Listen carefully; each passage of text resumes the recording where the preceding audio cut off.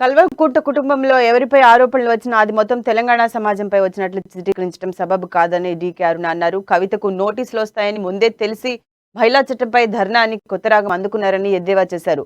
దర్యాప్తు సంస్థలు వారి పని వారు చేసుకుంటే దానికి బీజేపీకి ఏం సంబంధమని ప్రశ్నించారు. కక్ష సాధింపు చర్యలకు మీరు పాల్పడతారు కాబట్టి అందరూ మీలాగే ఉంటారని అనుకుంటున్నారా అని నిలదీశారు డీకే అరుణ. గెలిచిన తమ పార్టీలో చేరాలని అనేక రకాలుగా వారిని ఈరోజు బ్రైబ్ చేసి వారి పార్టీలో చేర్చుకుంటున్న పార్టీ బీఆర్ఎస్ పార్టీ.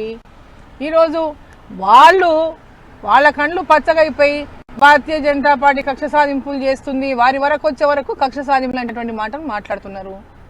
ఇది ఏమాత్రం కూడా కరెక్ట్ కాదు.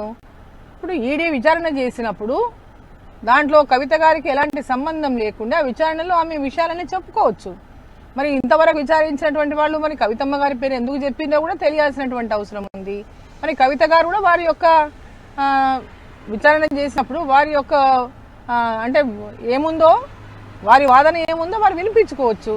అంతేగాని ఇలా భారతీయ జనతా పార్టీకి సంబంధం ఉంది, కక్ష సాధింపు చేస్తున్నారు, తెలంగాణ సమాజాన్ని అవమానిస్తున్నటువంటిది ఒక్క పర్సన్ తెలంగాణ సమాజం కాదు. ఇక్కడ కల్వకుంట్ల కుటుంబంలో ఏ ఒక్కరికి ఇట్లాంటి అపనిందలు ఆరోపణలు ఎదుర్కొన్న నేపథ్యంలో